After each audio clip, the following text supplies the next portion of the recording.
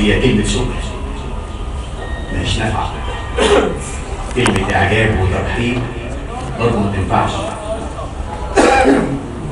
الواحد يحمل الهام بتاعته احتراما وتقديرا لأبطال أكتوبر اللي شافوا الموت بعينهم كتير أوي أوي أوي. والفن مرتبط برضه بالوطن، وزي ما كان في ناس عجبها في ناس كانت بتكسر الروح للشعب المصري. ومرسوم عليه صورة المعبد.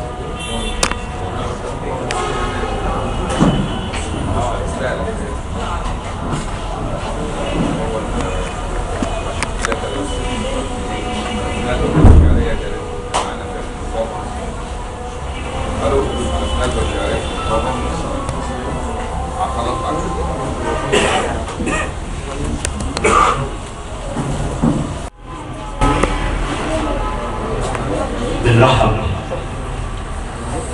بتلفزيون اتحاد الاذاعه والتلفزيون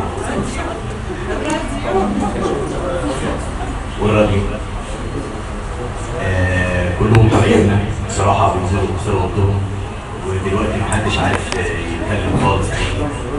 فعشان طبعا رمضان وشغل رمضان، الاستاذه اسماء علام بنرحب بيها،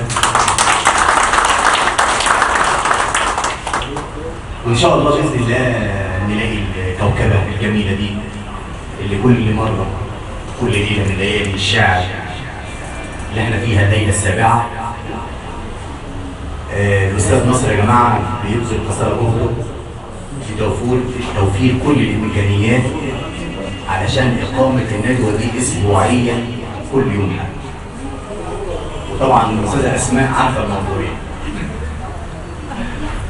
بنرحب بيها، بنرحب بابطال حرب اكتوبر، بنرحب بالكابتن فتحي الشهير كابتن فتحي السديري برضه الراجل. كما نرحب بفنان صديق العود والعود صديقه الاستاذ وحيد بشير. الاذاعه والتلفزيون زي ما فيها عاملين وموظفين فيها موهوبين، والطرب الاصيل بالاستاذ مسعد فؤاد. انا بشكركم جميعا وبشكر